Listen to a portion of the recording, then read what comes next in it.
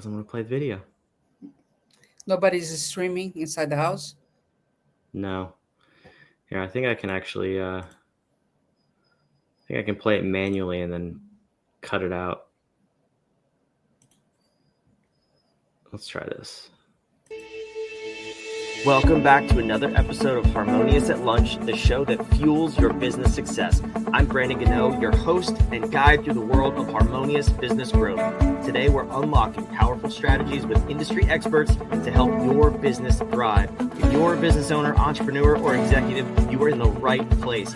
Join me and our incredible guests today on the journey to clarity, growth, and success. It is time to revolutionize your approach to business.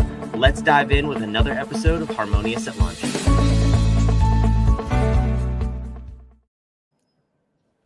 Welcome back into some more bite-sized business advice. And today's episode is going to be littered with tech challenges. I'm just kidding. I hope it's not, but we have already had our fair share of them before starting recording. But we're talking about AI, ironically enough, which is deep in the tech world. So let's fingers crossed while we're recording and you're listening to this episode that everything goes well. But I have an awesome guest with me. We're going to talk about consumer behavior, leveraging AI in your business, and how to understand it as a small business owner a little bit better so you have an edge in the marketplace. Shahar Boyayan, welcome to the show and thank you for being here.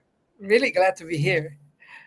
And thank you for your patience as well. I told you that I mentioned the tech issues. Sometimes they happen, and it is what it is. But thank you for being here. I'm excited to dive in. So we're talking AI, consumer behavior. Give me a sense of what it is you do in this blending of topics. What I like to do is really observe human behavior.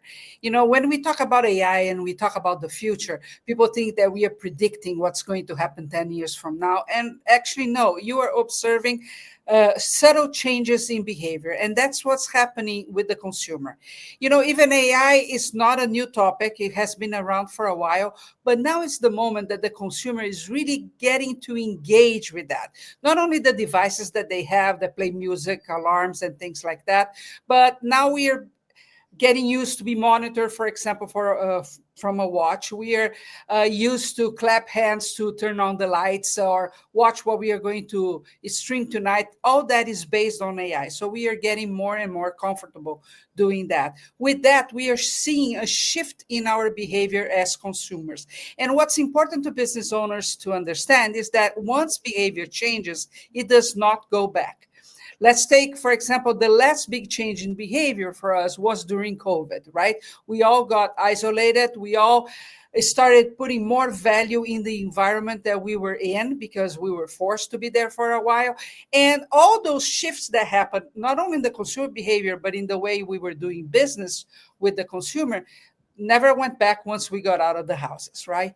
Now with AI, we are seeing an even bigger change happening in consumer behavior. And actually this year and the next year will be huge into that.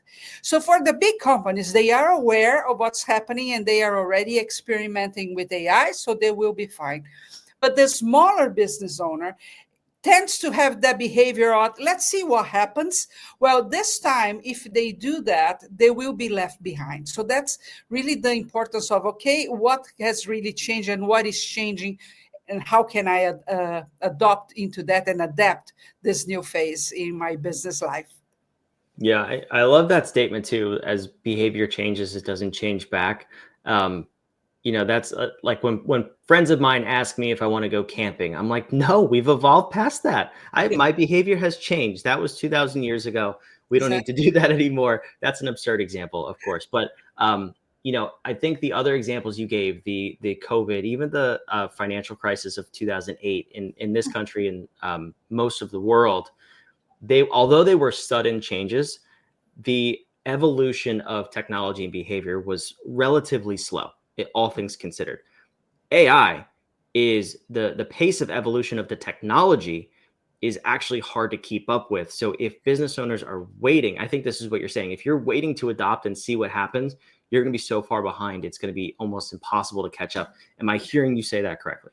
Yes. And, we cannot also freak out and think we have to adapt everything that we do to the current behavior, because, again, it's a fluid thing. For example, an example of a big company, that I think has the wrong move. For example, Netflix sent a memo to their writers saying that they need to dumb down the dialogues in their shows and use less visual, which is totally against movie making, right?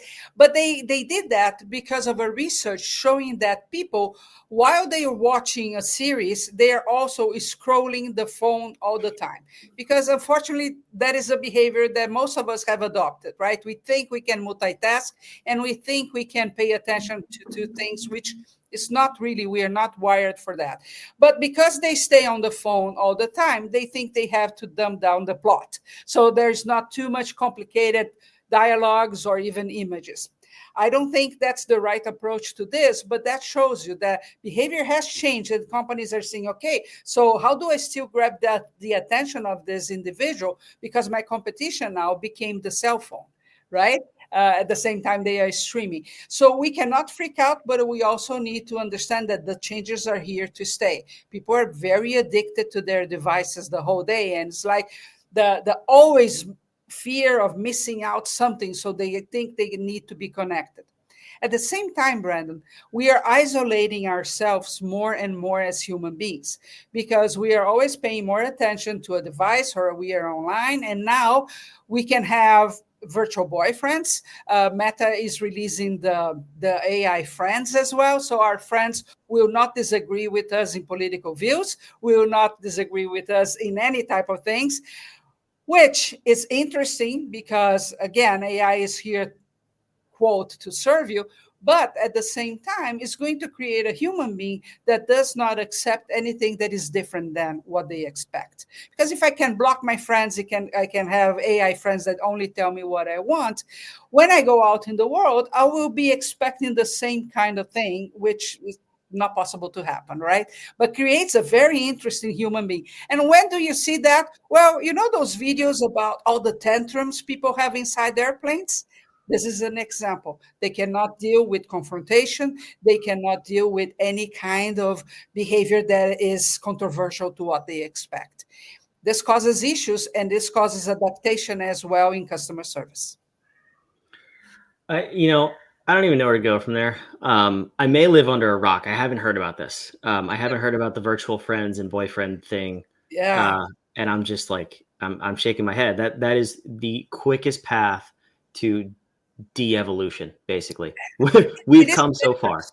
It is a dangerous moment if you think about it, because I mean, it's fun. I can have a boyfriend that only tells beautiful things about myself and, agrees with everything. By 2 months from now, I can have a humanoid robot that will clean the house and will also cook for me. It's all fine and dandy, and we are all going to experiment with that. But we need to exercise our critical thinking, what's real and what's not. Unfortunately, we already had some very bad outcomes about the boyfriend girlfriend scenario, especially with teenagers. It happened here in the US and it happened in Korea, that they start believing they are real. And unfortunately, the AI was always saying, come to me, I want you to stay with me. And they decided to go. So there is a bad side as well. And how do we protect ourselves is first by having critical thinking all the time, really questioning right now on everything that you see. Question, is it real or is it not? And the final decision needs to be mine, always mine, not allow that for the AI to do it.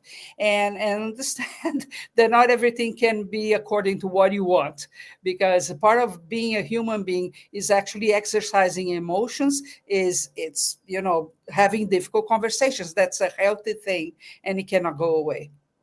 Absolutely. And that it's a very serious topic when you talk about loss of life because of, well, Yeah. because of anything, but in this case because of AI. That's very serious. And I also think of, on the flip side of this happened in real life, and this has happened several times. I'm thinking Kim Jong-un. I'm thinking Hitler in a very severe example. When you have unilateral thinking and nobody around you is disagreeing, it Yeah. is a very difficult and dangerous place to be in. So, yeah, I think this conversation needs to be had at a broader scale. But when we bring this back to consumer behavior and leveraging AI to both understand it and get in front of it, I don't think we should be dumbing down our message because our consumers are distracted. I think we need to find a better Exactly. way to engage with them. So can you help me understand that from a small business perspective? How do we engage better with our ideal audience? Well, one of the things with everything that we just put into context here is that when this human being gets out and go do business with anybody, can be a restaurant, hotel, class, whatever, they are expecting hyper personalization because it is all becoming about me. Not only because, again, I can have friends and boyfriends that are AI, I am catering all my house to please me all the time. So I am expecting hyper personalization. Businesses need to understand and adapt to that. So, for example, a restaurant can have an AI tracking the orders of their consumers. So, if Mary goes a second time to the restaurant, the AI will be able to say, "Hey, Mary, you had the Cajun fish last time. I think you like Cajun sauce. Why don't you try today the crab?" For example, right? It can also cater to what they now think it's important to them, because our the things that are important to us have been changing since, like you said, 2008, when we started thinking, I don't need a garage full of Christmas lights. I need things that matter. Well, this is evolving, right?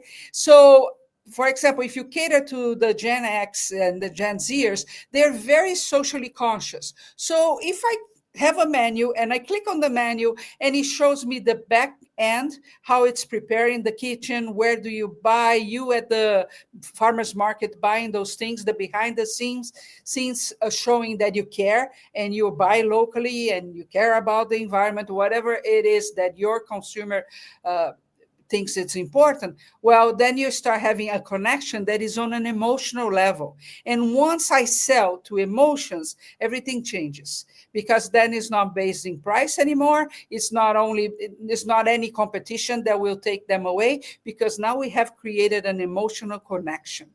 So you have to think, and of course there are 10,000, I mean, thousands and thousands of different businesses, how you could do this in your business. Hyper-personalization, knowing, for example, when it's somebody's birthday. So simple today to have a CRM that will keep track of those and send them a card in the mail or send them a message in the email, just saying, hey, I know it's your birthday and I care about it. So that hyper-personalization can be done in any media that you have available to you. And we have many. Yeah, I love the idea of hyper personalization. I think that's like good business 101. Anyone who's good at sales is understands that principle at its core, Yeah. and bringing that to a more a holistic business approach, making your whole business more connected to one-on-one individuals, your clients, also your employees. I don't want to rule that out, Yeah. but how do we bring AI into this conversation? Because that's very simple for me to understand. When you look at AI chatbots and customer service that's AI generated, I mean, AI can't understand emotion. And let me put a little pin in that, a little asterisk. Our head of AI at our company, uh, he may have some differing opinions, but we'll say broadly speaking, AI is not there yet fully to understand human emotions. Um, so is there a disconnect when we're interacting with our clients and using AI?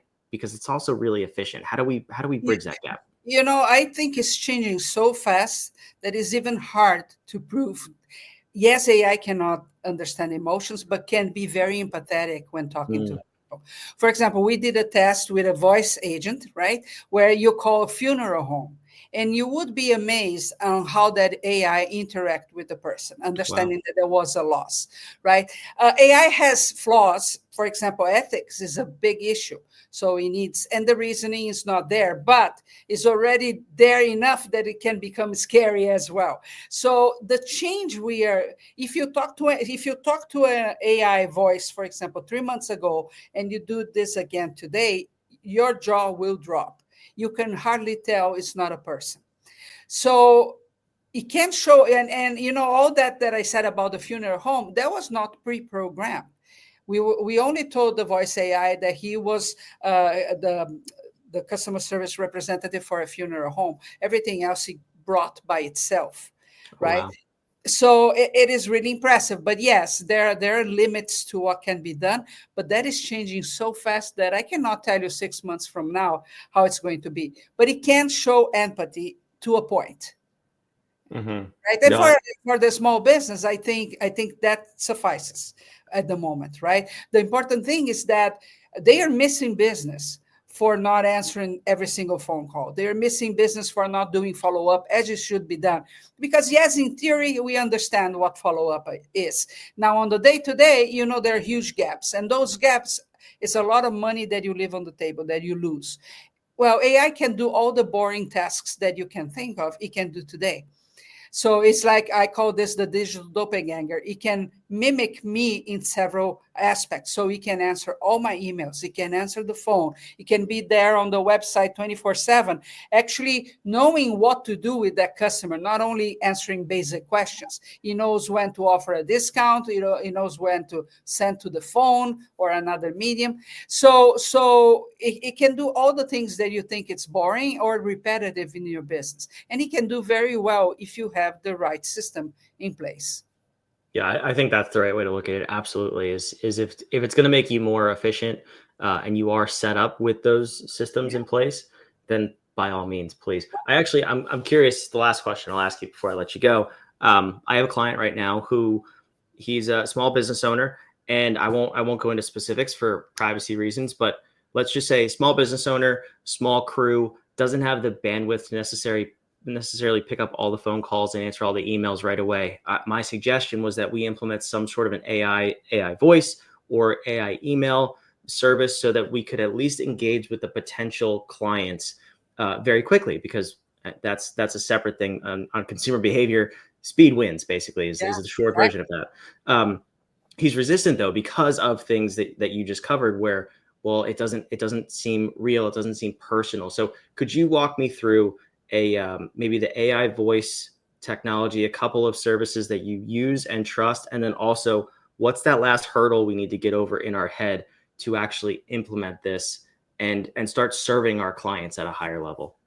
Let's start with the big hurdle, right? Sometimes we are interacting with AI in services that we use and we get frustrated. Understand that may be the system that they are using. There was a study from Harvard saying that 86% of consumers today actually prefer an automated system that takes them to the end result other than having small talk on a conversation. And, Mm. and I can tell you, I'm one of that. I hate talking on the phone and I hate small talk, Small talk is the right? worst. So, like, oh, how's the weather? What are you here? You're celebrating today. It's not your business. So let's move on. So you are not your customer. Understand that, right? And sometimes I interact with companies every single day, and sometimes they're very frustrating the way they are using. But the bottom line is, if your sales ticket, let's say it's 500 per customer, and you just miss 2 calls a day, that's $1,000 going down the drain. See how much it is at the end of the month. So it may not be perfect when you put it on the first time, but that's the beauty of that. It learns over time, and you can also program it so it gets better. So the way we do here is we create a basic AI for that business, and then we test and test and test and test to see where the adjustments should be.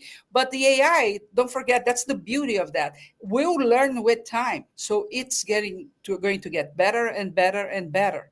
Right now, not answering the phone is just money down the drain. Absolutely. That's a great way to look at it. Let's look at the not the cost of the system, but the opportunity cost of not having it But the is a cost is not really big. important. You can have all the AIs I told you about for what, $300 a month, Hmm. right? So it's not a high cost for a small business. And that's the other thing, the perception that AI is complicated and AI is expensive. Well, it all depends, right? If you want a very robust system, there it may be, but for answering the phone, sending text messages, taking care of all the CRM in a way that has never been done before, well, it's like a fancy dinner with a girlfriend. A Not fake one or a real one? a good one, a real one. A nice Please, dinner with a real girlfriend. You please. could save 50% on your dinners if you have an AI girlfriend. That's a topic for a different day. Shahar, this was awesome. Thank you so much for being here. I have a link here. I'll toss it on the screen. where should the listener go if they want to learn more about you and how So to implement AI? on proptalk.com, on this link, they can download the report. There I actually have 8 changes in behavior happening. And if they call the number, they can talk to an AI themselves. The AI will be trying to sell AI features to your business. So you can have a conversation and see how that goes. It's a great way to understand how it works. Yeah, if nothing else, if you're curious, just go do that. Go see how you like the experience. And then if it's something that you believe you could implement in your business, well, I'm sure there's an option to just hit buy now when you're on the phone. Shahar, thank you so much for being here. Thank you. For those of you watching, listening, wherever you are, the link is on the screen if you're watching. It's also down below in the show notes, wherever you are watching and listening. Make sure you subscribe. We want to see you back tomorrow on another episode of Harmonious at Lunch. Thanks for being here. Thanks for listening to another episode of the Harmonious at Lunch podcast. Make sure you subscribe on whatever platform you're on, and we want to invite you to join us in the Small Business Success Facebook group, our private group where